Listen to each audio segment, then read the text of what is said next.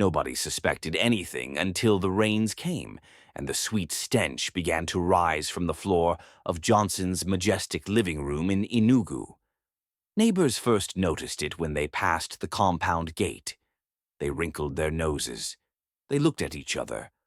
One woman said, "Something has died here."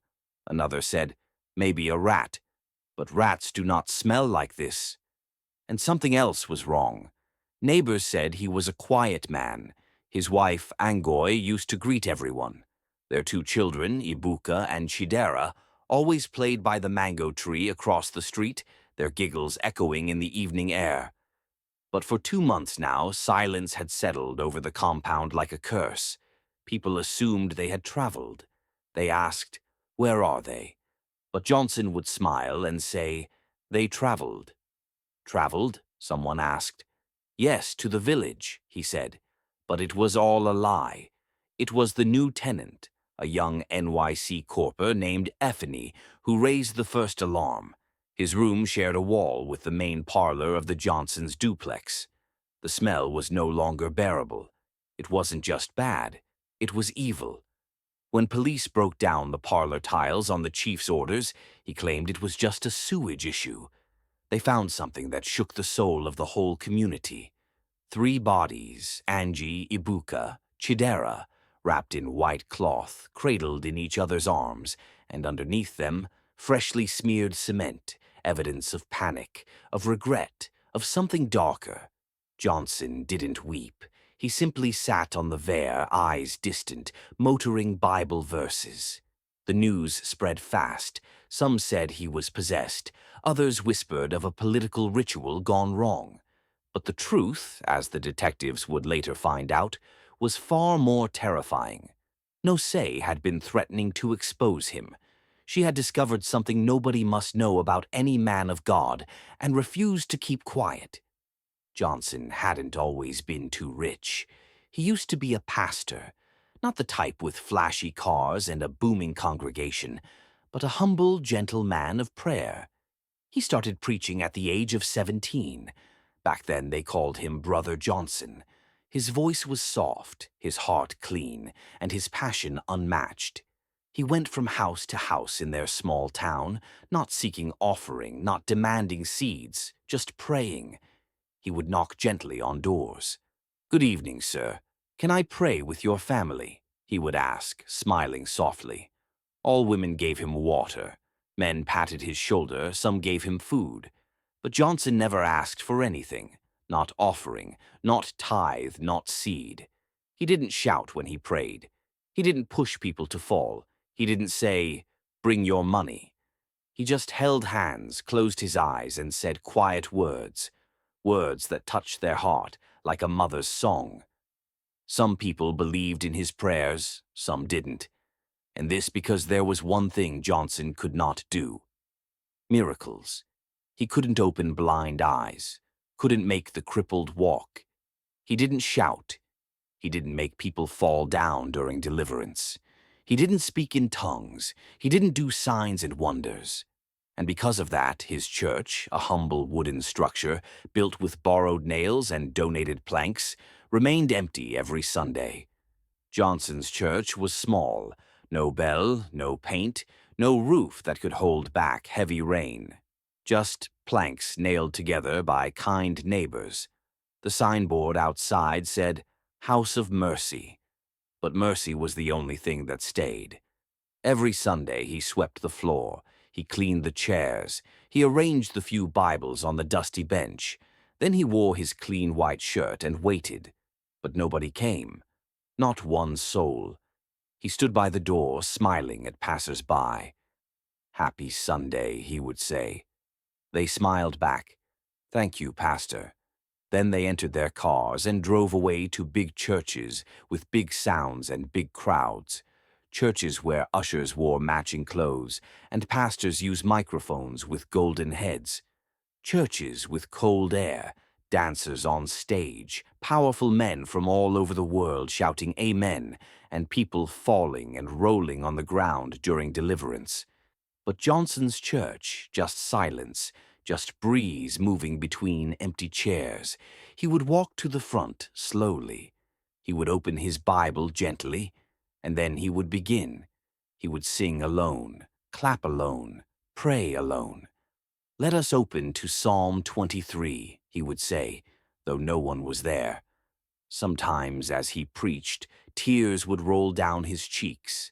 He would pause, take out a small handkerchief, wipe his face, then continue, voice shaking, because in his heart he believed.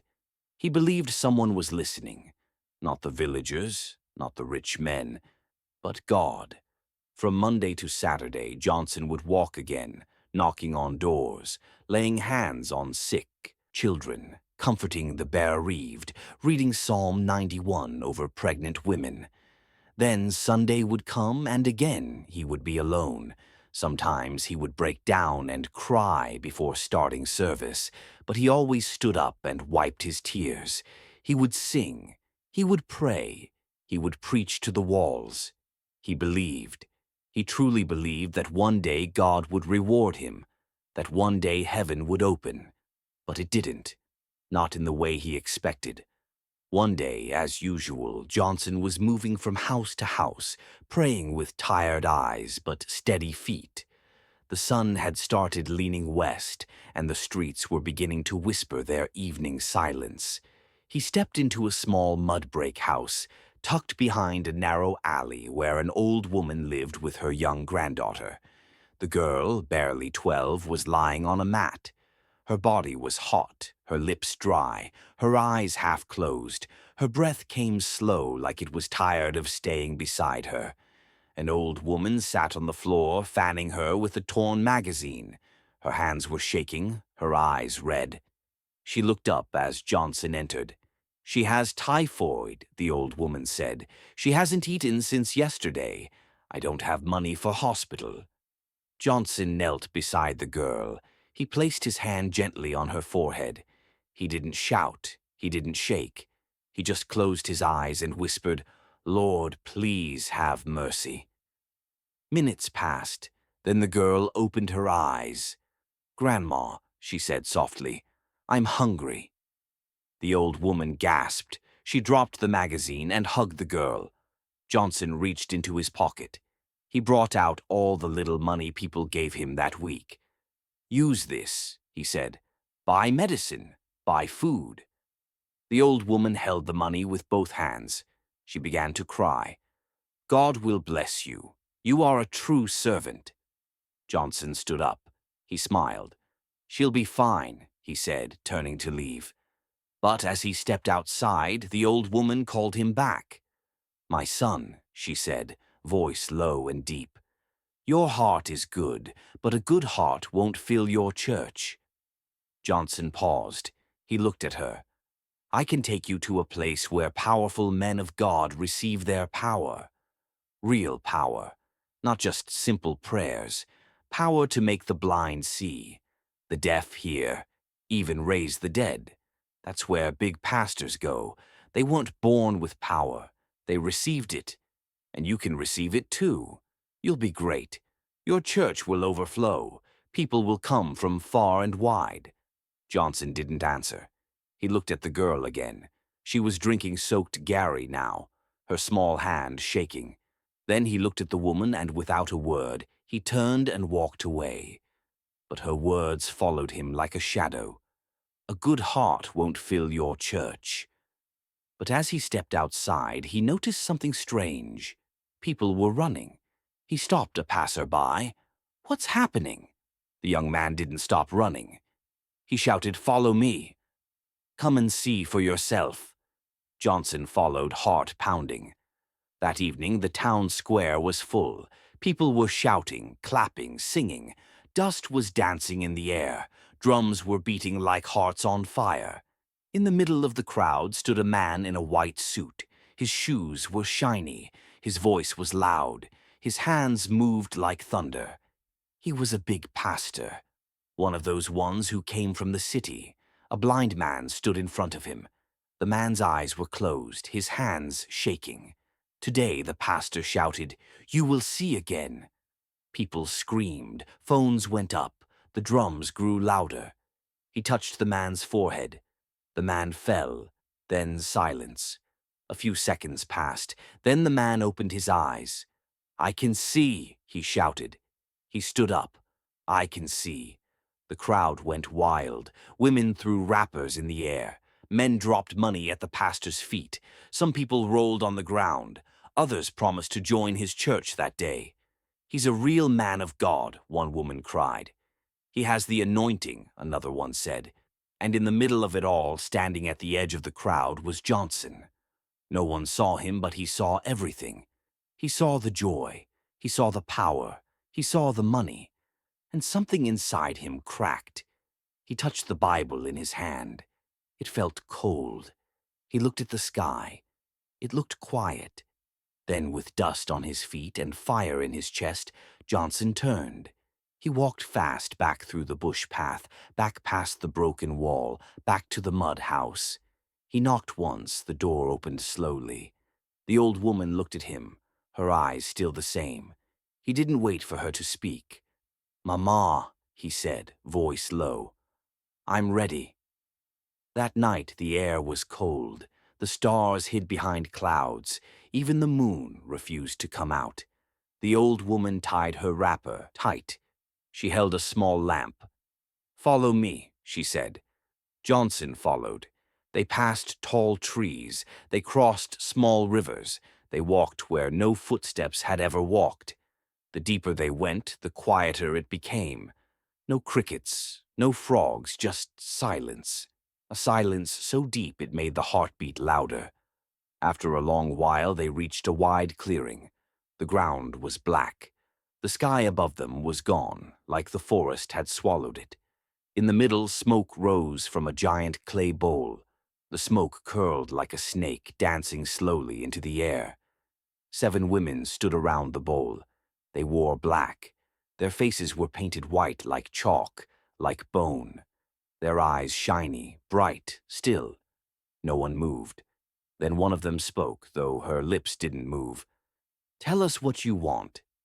Johnson's voice was calm, but his hands were shaking. "I want to heal," he said. "I want to do miracles. I want my church to be full." One of the women stepped forward. She held out a hand. In it was a black ring. It looked like stone, but it glowed softly, like fire sleeping inside it. "Wear this on your right hand," she said. "When you want to heal, pray small. Then place your hand on their head. Just touch them." Johnson took the ring. He looked at it. He slid it onto his finger. The wind around him stopped. The forest held its breath. The old woman nodded. "Go," she said. "Use it and see." And so Johnson turned and began to walk back. But behind him the smoke still rose, and the women watched him with eyes that never blinked. The sun was still lazy when Johnson stepped out the next morning. He held his Bible. His shirt was clean, but this time something was different. On his right hand, the black ring sat quietly. It didn't shine, it didn't shake, but it felt heavy, like it was holding something strong. He walked through the town like before, but this time he was looking for someone to touch. Then he saw him, Mr. Aud, the man who had lived in a wheelchair for many years. His legs didn't move, his back was bent. He used to be a strong man, but now he sat in front of his shop every day, silent, staring. Johnson walked closer. "Good morning, sir." Mr. Yu looked up. "Ah, Pastor Johnson, you still walk around. Let me pray for you today," Johnson said. Mr. Udd laughed, not small laugh, big laugh that shook his belly. "Pray? Even big men of God with jets couldn't help me. What can you do? You're just the one who walks around praying." Johnson didn't answer. He just stepped closer. He raised his right hand and slowly he placed it on Mr. Aud's head. "In the name of Jesus," he whispered, "be healed." Nothing moved at first. Then Mr. Aud blinked. He looked down. He lifted his right leg, then the left. Then he stood up. He didn't fall. He didn't wobble. He stood like a tree with new roots. Gas flew from every corner. A woman carrying tomatoes screamed. A boy dropped his bicycle. A man walking by removed his cap. "Jesus," one shouted, "it's a miracle." Another said, "Pastor Johnson has power." People gathered. Some clapped, some knelt, some wept. Mr. Ood hugged Johnson tight. "You healed me. You did what others could not." Johnson smiled just a little. He looked at his right hand. The ring didn't glow, but his name had started to shine.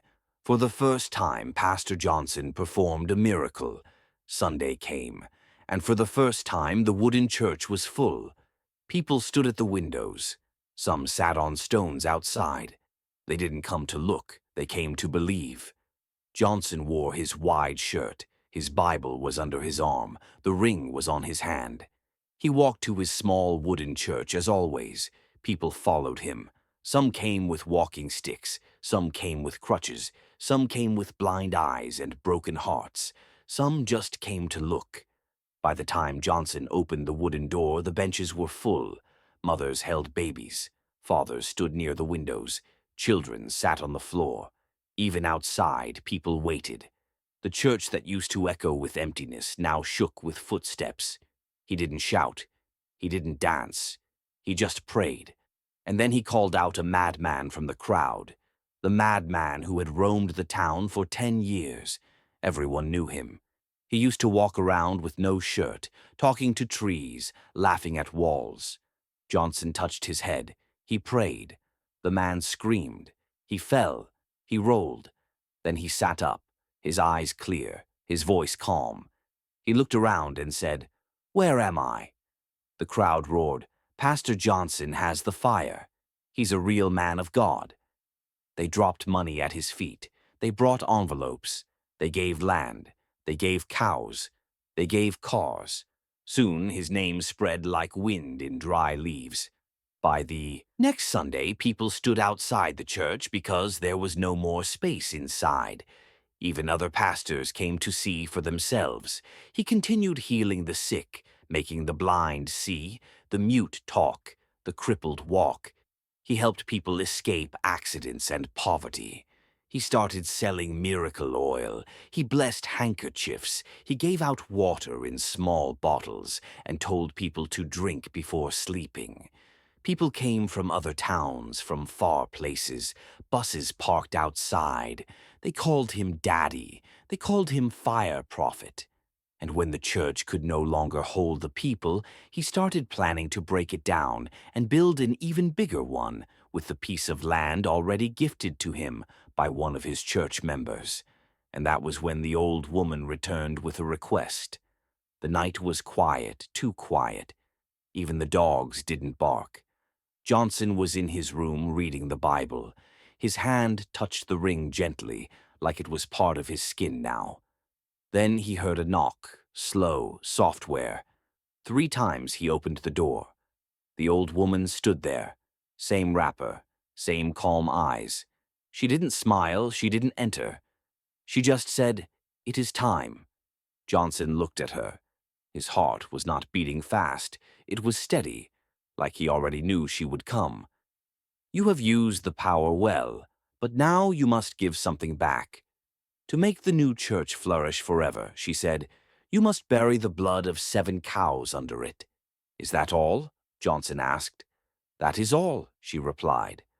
The next day he bought the cows, big ones, black and brown. That night, under the dark sky, Johnson carried a knife. One by one he brought them out. One by one he cut their necks. The ground drank the blood. He collected it in a calabash, red, thick, warm. He dug a deep hole where the altar would stand. He buried the cows, their eyes still open, their mouths still full of breath. He poured the blood into another hole, sealed it with sand, then with cement.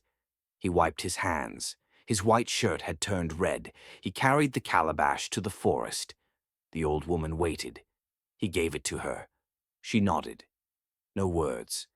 She turned and walked back into the darkness. Within weeks, the new church was finished. It had big speakers, bright lights, a shining altar, soft red carpet. And on the day of the opening, thousands came. Men in suits, Women in lace, sick people, rich people, poor people. The church overflowed. Johnson stood at the front, and from the crowd someone shouted, "Long live the man of God." But deep down, something else was growing, quiet, watching. The days became sweet like ripe mangoes in Hamatan. Johnson got married. Her name was Ungo. Her skin was soft like evening breeze. Her smile could calm a storm. She sat beside him in church, always quiet, always gentle. Soon they had 2 children.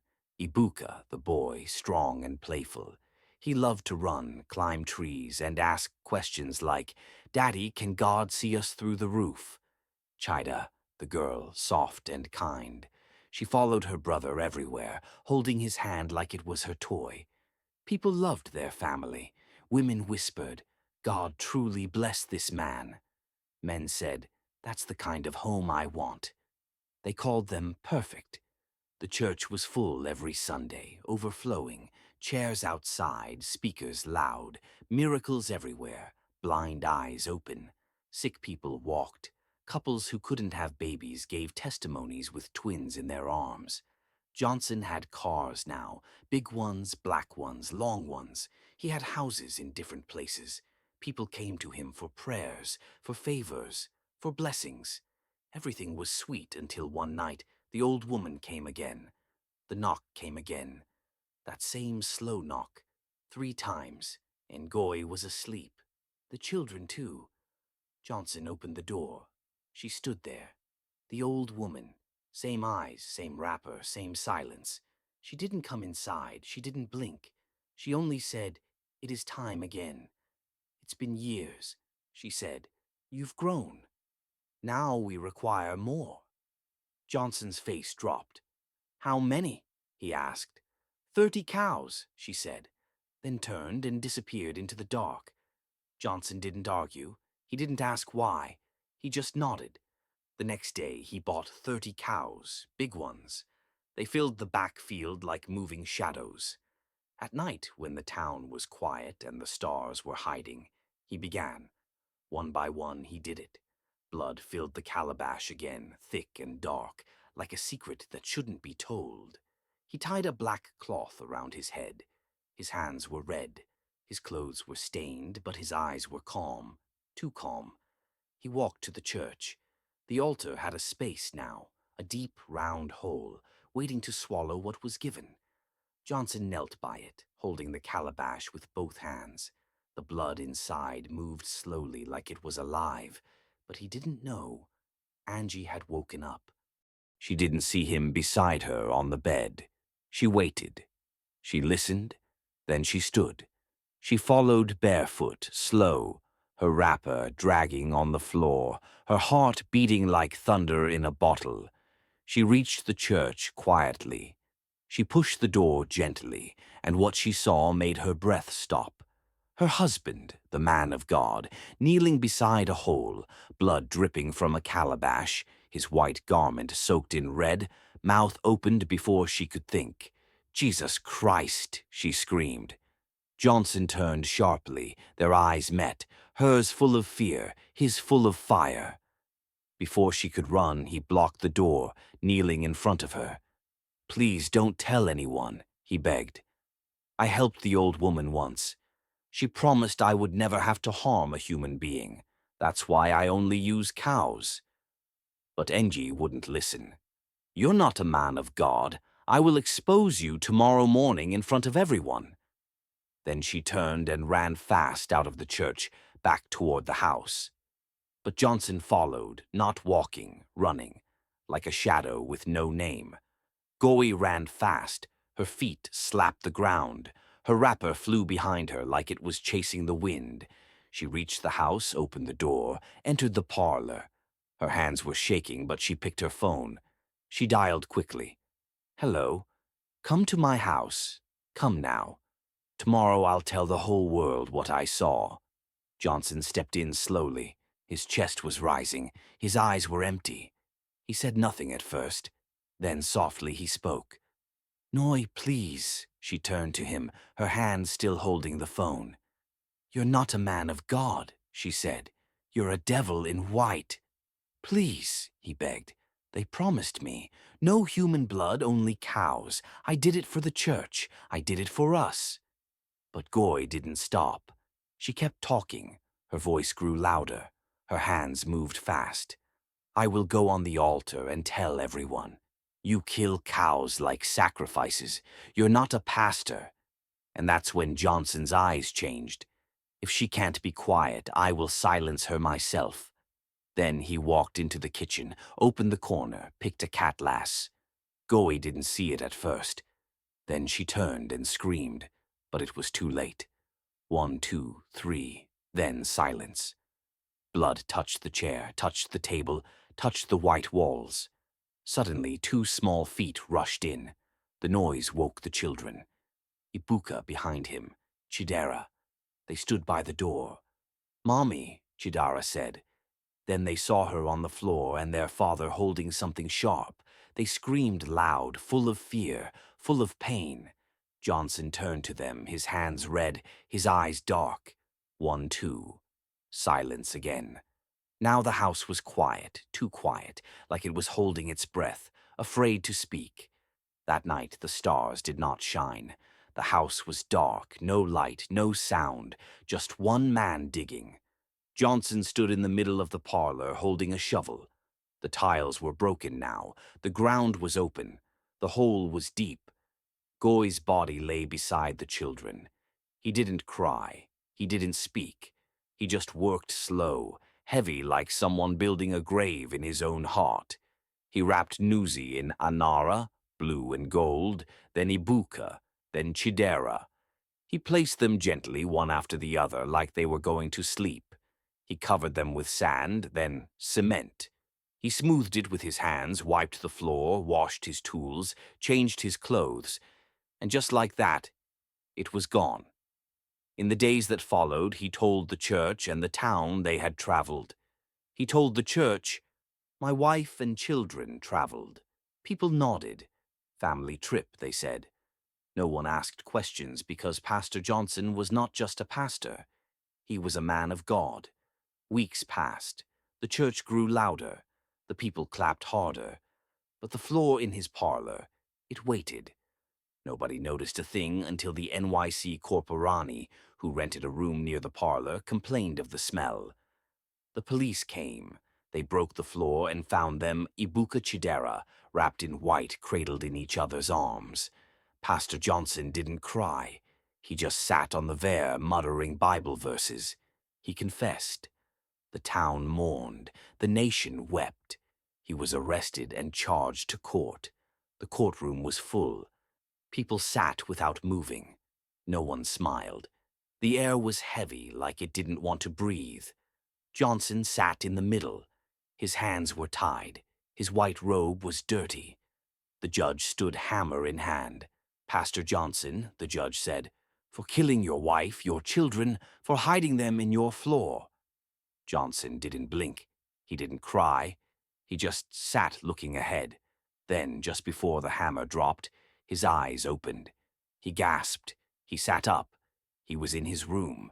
The sun was rising. Birds were singing. The ring was still on his hand. The Bible beside him. It was all a dream so real. It left sweat on his skin. It left fear in his bones. He touched his face. He touched his chest. He looked at the ring again. Then slowly, quietly, he took it off. He stood up, opened his door, walked outside and threw the ring far into the bush. From that day, Johnson stopped chasing power. He stopped wanting crowds. He stopped asking for miracles. He just prayed gently, softly, like he did when he was a boy. Because God had shown him what would happen if he took a path not given to him. He still walked from house to house, still carried his Bible, still wore his same white shirt. But now his voice was calmer. His heart was lighter. And when people asked, "Pastor, don't you want a big church again?" he smiled and said, "No," because he had seen what power without peace can do. And so Pastor Johnson lived quietly. He died with nothing, no cars, no titles, but his grave was clean and his heart clean too. I hope you enjoyed the story. If so, please like the video, comment what you learned from the tale, share with friends and family, and don't forget to subscribe to the channel for more African tales just like this one. Thank you.